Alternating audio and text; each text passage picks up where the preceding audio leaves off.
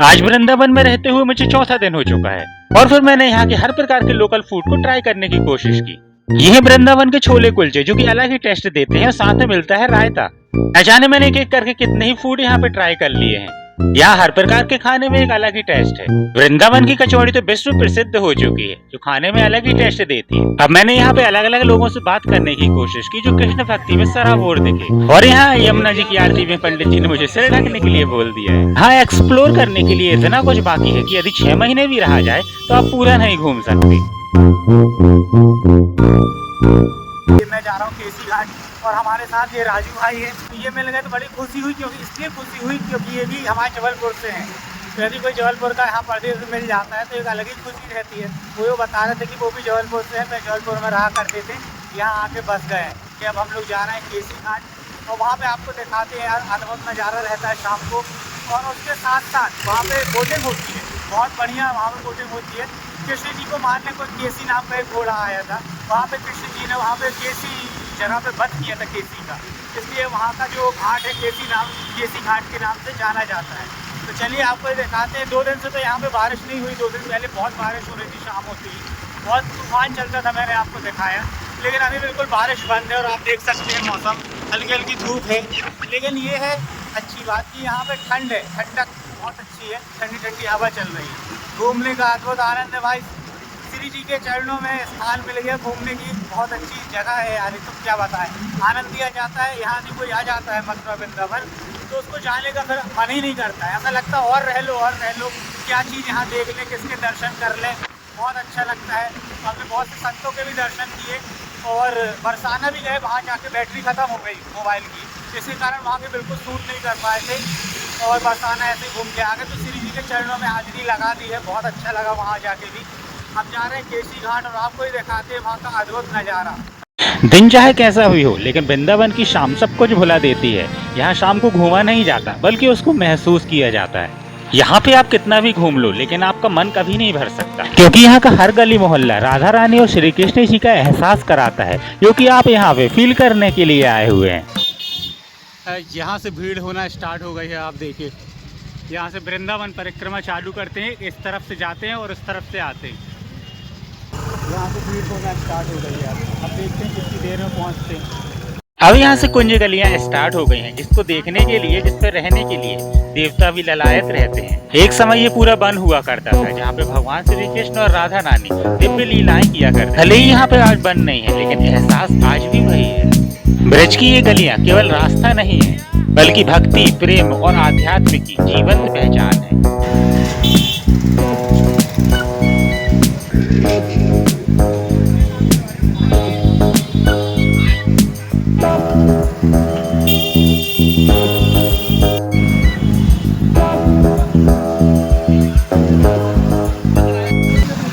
ये वृंदावन की कुंज गलियाँ, यहाँ से बहुत बच के निकलना पड़ता है। जगह जगह बैरिकेड लगे रहते हैं, निकलने तक की जगह नहीं रहती है।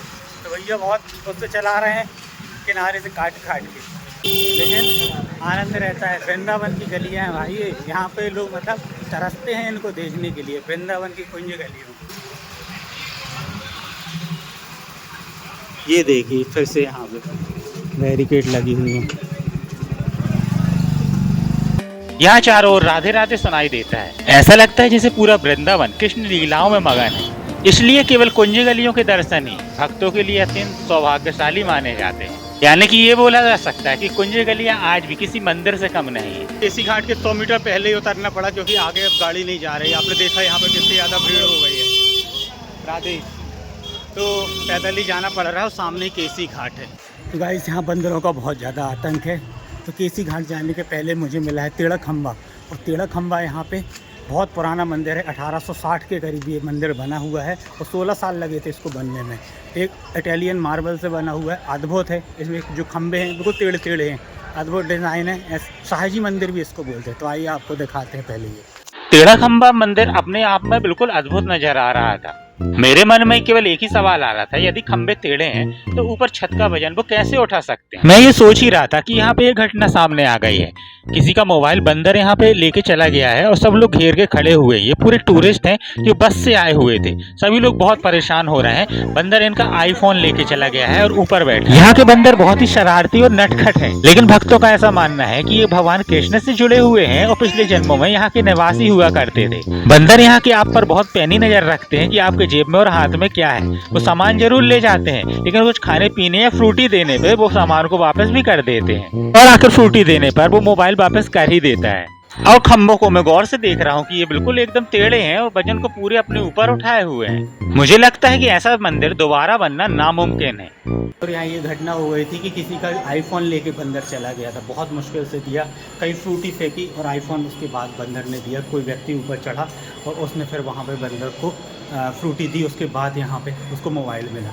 बहुत परेशान हो गई थी वो लेडीज़, कोई बाहर की थी, साउथ इंडियन लग रही थी। मुझे भी अपना मोबाइल बहुत बचा के रखना पड़ेगा क्योंकि यहाँ बहुत ज़्यादा दिक्कत है। ये है टेढ़ा खंबा। केसी घाट आगे है, केसी घाट इधर से जाएं, इधर होके चले जाना यूँ वहीं से चलिए। यहाँ पे होती है भूल भुलैया। यदि आप सीधे जा रहे हैं और आपको नहीं पता है तो आपको कई जगह पूछना पड़ेगा, सीधे नहीं पहुँच सकते। तो उन्होंने पहले तो बताया कि सामने है, तो सामने जाए, उन्होंने कहा नहीं सामने से घूम के है। अब सामने से घूम के जाएंगे। जैसे ही आगे बढ़ के मैं केसी घाट जाने के लिए हुआ, यहाँ पे देखिए छोटे छोटे से बच्चे यहाँ पे परिक्रमा कर रहे हैं। इतनी बड़ी परिक्रमा करना बड़े बड़ों के बस की बात नहीं होती है, जहाँ ये छोटे छोटे बच्चे कर रहे हैं। एक तरफ परिक्रमा चल रही थी और यहाँ पे चल रही है आरती की तैयारी। यहाँ केसी घाट में दिव्य और भव्य आरती होती है यमुना जी की, जो कि देखते ही बनती है। क्या बन रहा है ये? अच्छा आरती होगी यहाँ। अच्छा, यदि आप केसी घाट आते हैं तो बोटिंग का आनंद लिए बिना आपको आनंद पूरे तरीके से नहीं आने वाला है। जैसे ही आप नाव पे बैठते हैं यमुना जी की बड़ी बड़ी लहरें आपको दिखाई देने लगती है। अभी पानी शांत है, जैसे ही नाव बीच में जाएगी तो बहुत बड़ी बड़ी लहरें आपको दिखाई देने लगेंगी। इसमें नाव हिलती है और अपना ही आनंद रहता है। सामने देखिए सूर्य अस्त हो रहा है। यहाँ का सूर्य अस्त देख के मुझे अपने शहर की नर्मदा जी की याद आने लगी, क्योंकि मैंने भी वहाँ पे शाम को अक्सर सूर्य अस्त देखा है। जैसे ही मेरी नाव यमुना जी में चलती जा रही थी, अद्भुत आनंद प्राप्त हो रहा था। साथ में यहाँ पे ठंडी ठंडी हवाएं चल रही थी और मंदिर की घंटियां यहाँ पे सुनाई दे रही थी, क्योंकि सामने ही बहुत विशाल मंदिर आपको दिखाई दे रहा होगा। यहाँ यमुना जी का रूप देखकर मैं हैरान था, क्योंकि घाट के किनारे यमुना जी अक्सर शांत रहती है। यमुना जी को यमुना महारानी बोलकर संबोधित किया जाता है और अक्सर घाटों में लोग यमुना अष्टक पढ़ते हुए आपको नजर आ जाएंगे।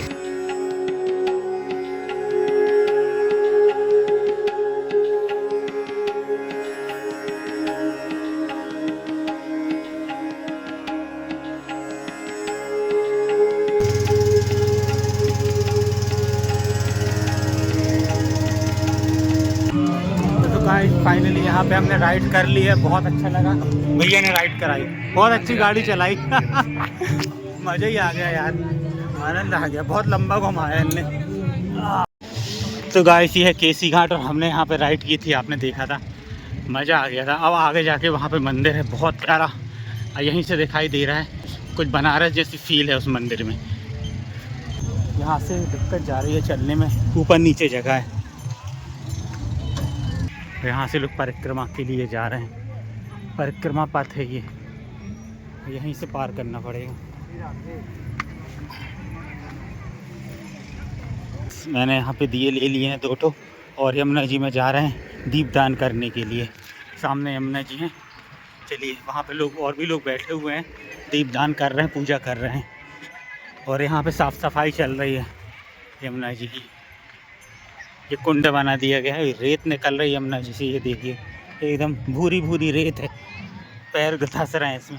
इस घाट की बात ही अलग रहती है, बहुत अच्छा घाट लग रहा है यहाँ पे, एकदम शांति और ठंडी ठंडी हवाएं। गाइस अब घाट पे आ चुके हैं, यहाँ पे करना है मुझे दीपदान।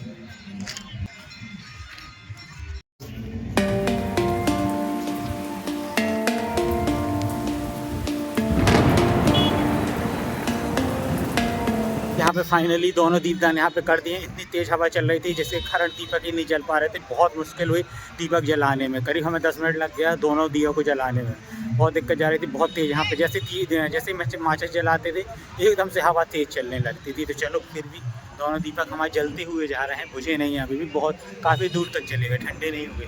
तो ये थी आज की हमारी यात्रा। कमेंट करके बताइएगा आपको कैसा लगा। मिलते हैं नेक्स्ट ब्लॉग में।